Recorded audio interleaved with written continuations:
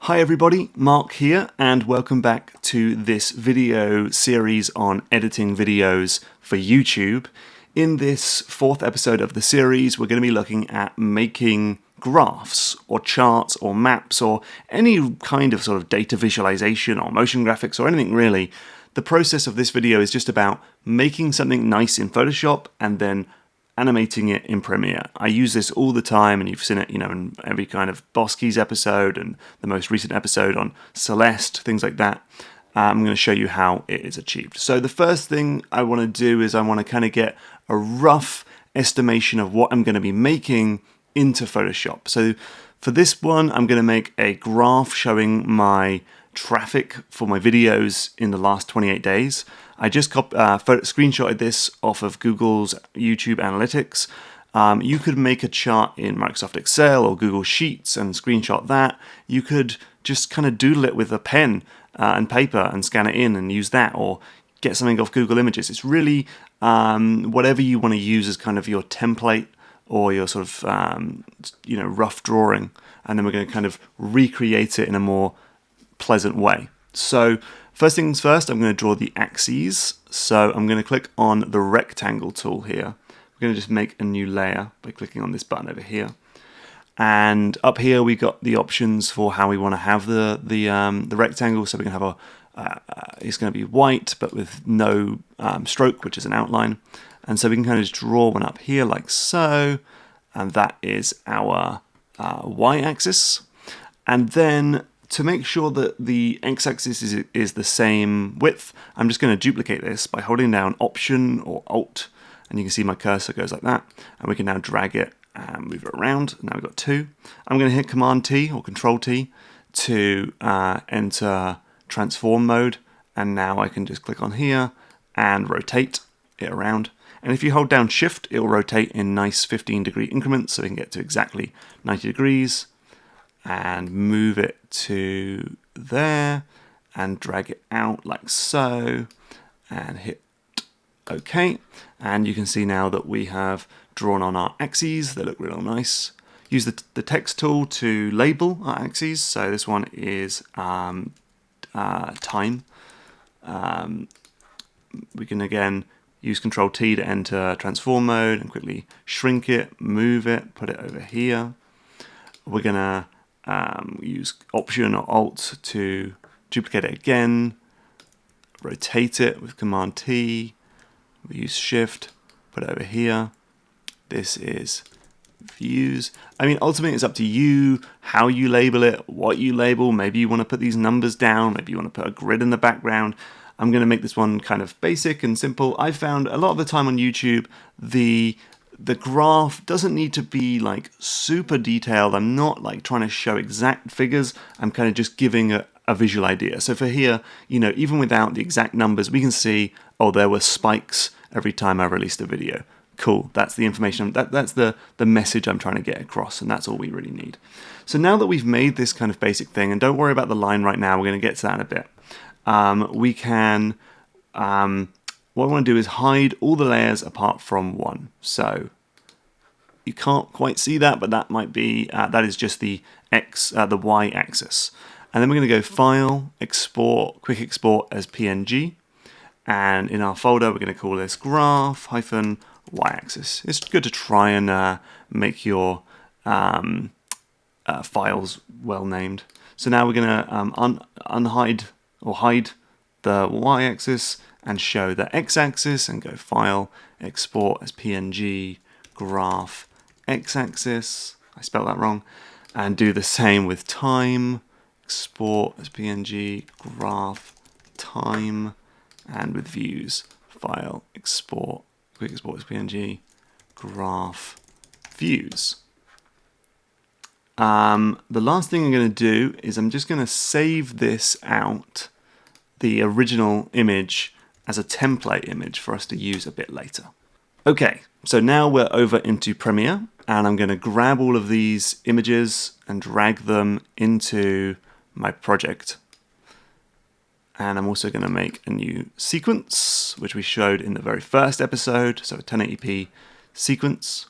And right now it's got nothing on it. And if we drag in, say, the x-axis, we can see There it is, and the y-axis, there that is. Let's start with these. So right now the video will just have be going along, and then suddenly they'll just pop in, which is not ideal. So we're going to apply the effect crop on them. So to do that, we go into the effects panel, type in crop or find it, drag crop onto, let's start with the y-axis, and then we can find the crop effect in the effects panel, and we can see that if we get the top of the crop the top by a certain percent, it will actually sort of remove it like that. So if we start by having it down to sort of past the point of where it exists, just like there-ish, and put in a keyframe by clicking on toggle animation, then a few seconds later we will then pull it back up. Let's just click on crop so we can actually see what we're doing. We can pull it back up to like so, and then maybe put on a right click on here and go ease in. And so you'll see that the line now very slowly, let's actually pull the keyframe in quite a bit. The line, again, very slowly draws on the screen. So the closer these are together, the quicker the animation will be, because it's just like to get from being completely cropped to completely open. How many seconds does that take? Well, still quite slow. Let's get to there. There we go. Nice. And then if we repeat the process for the x-axis, we'll have a similar effect. And what you can do, one nice thing to do is to get to, I think I showed this in the previous tutorial, use these little buttons here, which allowed us to go to the previous keyframe and the next keyframe, start in the same exact place. So if we start on this is where the y-axis starts drawing. If we do the same with the x-axis in the same place, this time obviously with the right coming in, and put in a keyframe, and then go back to the y-axis and see where it ends here, and then have the x-axis end at the same time, they will draw at the same time, and I think that looks quite nice because they kind of appear together. And let's ease that in. So it will look like this. And you can see that already looks real nice. For the text, let's put that on, time. Maybe there's lots of different things we can do. There's 100 different ways to make this appear. I'm just going to do a dissolve for this tutorial. So we're just going to go cross dissolve. And again, we kind of want to have it's all about timing. It's all about order of things. So if, this appeared now and it just sort of said time and then the lines came out, that would look weird. If you did it here or even here, it would still look weird because the time is just sort of floating. So you kind of want to have it where it's like just as the line comes, the word time. So it's almost like the line appearing triggers the word. So it sort of goes time. Again, that looks real nice. So a nice little technique is if we take one of these, I think I showed this before as well, if we take a layer like this graph time and we hold Option and drag it, we get a duplicate of it, and then we can apply the same, sorry, I keep losing my project. Then we can apply the same, we can just then hold Option and drag something from our project file onto this layer, and it will do kind of the same thing. So it's kept our cross dissolve. So I think we want the views to come in a little bit earlier, maybe a little bit later. So it goes time views. So the graph draws on. Might have those at the same time. Yeah, that looks real nice. So views by time, and then obviously we now want to draw the line on. For this, I'm going to go to a different program. So first things first, I'm going to take a snapshot of what we've done, which is to go export frame. It's this button here, little camera. This we're going to put it in with the other images. And so this is actually a really useful thing, which is allows us to just take the frame from Premiere and then kind of use it almost like a reference. I'll show you what I mean in a second. So we're going to put it in here, and we're just going to call it Premiere still, and go OK. And now we're going to go to another program, which is Adobe After Effects. There are some effects that... So Premiere is mostly about putting down video clips. And while it does have lots of effects and loads of power, and I use Premiere for, I'd say 99% of what you see in GameMaker's Toolkit, there's just a few things that Premiere can't really do. And one of them is drawing lines that aren't completely straight. So you saw me draw these lines for the graph, but anytime it's sort of moving at an angle or it's curved or something, I can't find a very good way or effective or efficient way of doing that in Premiere. So I'm going to use Adobe After Effects, which is also, if you've got Premiere, then you've probably also got After Effects because it's all part of the same Adobe suite. So in here, I've made a composition, and it's the same sort of settings as Premiere. I should say up front that there is a way where you can pull stuff directly from Premiere into After Effects, do stuff on it and pull it back. It's called something or other, I don't really know. I don't use this personally.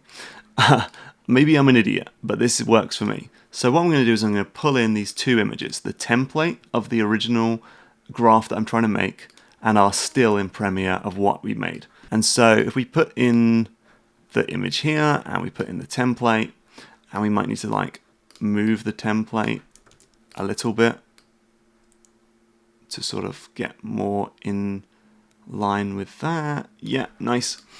So now what we want to do is we want to use the pen tool to draw out this thing. Now the pen tool is really weird because by default it makes a shape, but we actually want to make a mask. But the option to click mask is to make a mask is grayed out. But if we click once and then click mask and then do undo, now we're making a mask. I don't know, it's just the way it works. So now we can kind of just draw over this same line like so.